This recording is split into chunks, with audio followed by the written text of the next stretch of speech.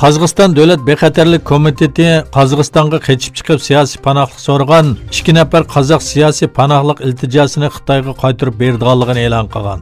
25 va 30 yoshlardagi Kassir Musajan va Murag'ir Olimuli ismli ikki qozoq yosh siyosiy iltijosi 14-oktyabrda videoda chaqiriq e'lon qilib, o'zlarining 1-oktyabr Qozog'istonga qochib chiqqanligini va Qozog'istonning o'zlariga siyosiy panohlik berishini talab qilgan. Ular o'zlarining Uyg'ur rayonida Xitoy doiralarining tutqun qilinishi, qiyin qistoqlarga uchirganligini e'lon qilganligi Qozog'iston Davlat bexatarlik komitetining muavin boshlig'i Darixon Dilmanov juma kuni YouTube kanalida suhbat e'lon qilib, pat arada ochiladigan sotdan keyin bu ishkaylarning Qozog'istonda qilish mumkinchiligi yo'q degan. Bu haqda bayonot e'lon qilgan Sharqi Turkiston informatsion markazining raisi Abdujil Qarqash apandi, Qozog'iston hukumatı burundan Uyg'urlarni Xitoyga topshirib berib kelayotganidek, hozir o'z millati bo'lgan qozoqlarni Xitoyga topshirib bermoqda. Qozog'istonning bu harakati Qozog'istondagi bir qism kishilarning Xitoyga sotilganligining ifodasidir.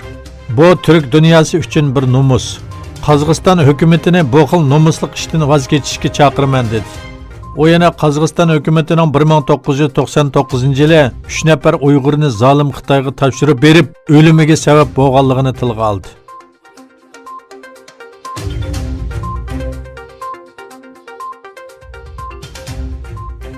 Xitoyning Sharqi Turkistondagi qo'rchoq hukumat raisi Shuhrat Zokir atalmish kasbiy tarbiyalash markazlari nomidagi yig'ilish lagerlariga qamalgan kishilarning ko'pinchisining o'qish bitirib uylariga qaytganligini va baxtli yashayotganligini aytdi. Beijingda o'tkazilgan axborot e'lon qilish yig'inida so'z qilgan Shuhrat Zokir bu lagerlarda tarbiyalashning davomlashadiganligini ta'kidladi. Shuhrat Zokir so'zida yana Amerika Avam palatasining Uyg'urlarga zulm qilgan Xitoy amaldorlariga embargo yurgizishni tashabbus qiladigan qonun loyihasini ma'qullaganligiga norozilik bildirdi. Lekin bu Xitoy amaldorlarining so'zlarini surgundagi Uyg'urlar va xalqaro jamoatchilik inkor qildi. Uyg'urlar o'zlarining urug' tuqqanlaridan xabar olmaganligini, ko'pinchisining g'oyib ekanligini bildirdi.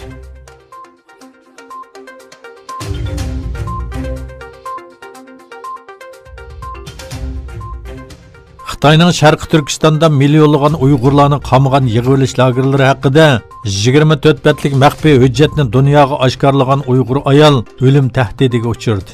Gollandiya fuqarosi bo'lgan Osiya Abdulahad o'zining va oilasining bexatarligidan andish qilayotganligini bildirdi. Gollandiya Volksgrad gazetining muxbiri Marija Voleskapning ziyoratini qabul qilgan Osiya xonim o'ziga avatlagan tahdidlarning birida bu ishlardan qo'l o'z, bo'lmasa seni parchalab uyingning oldidagi axlat sandig'iga tashlayman deganligini bildirdi.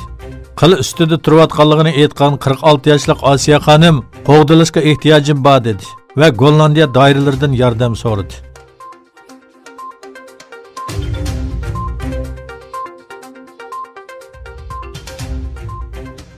Xitoyning 11-oydagi eksporti kutilmagan bir shaklda tushdi. Bu Xitoyning nima uchun savdo kelishimiga taqozo bo'layotganligini oshkorladi. Ehtiyojning tuvallishining ta'siriga uchragan Xitoy eksporti Amerika tamojna bejning zinaga uchirdi. Xitoy boj idorasining bayonotiga asoslanganda 11-oyda umumiy eksportda dollar bo'yicha hisoblaganda 1.1% tuvallash ko'rilgan. Amerikaga bo'lgan eksport bo'lsa 23% tushgan. Xitoy puli bo'yicha eksportda 1.3 ish ko'rilgan. Xitoyning nishoni bo'lsa 1.9% edi. Buning bilan Xitoy eksporti 12 oy orqa-orqadan tuvaladi.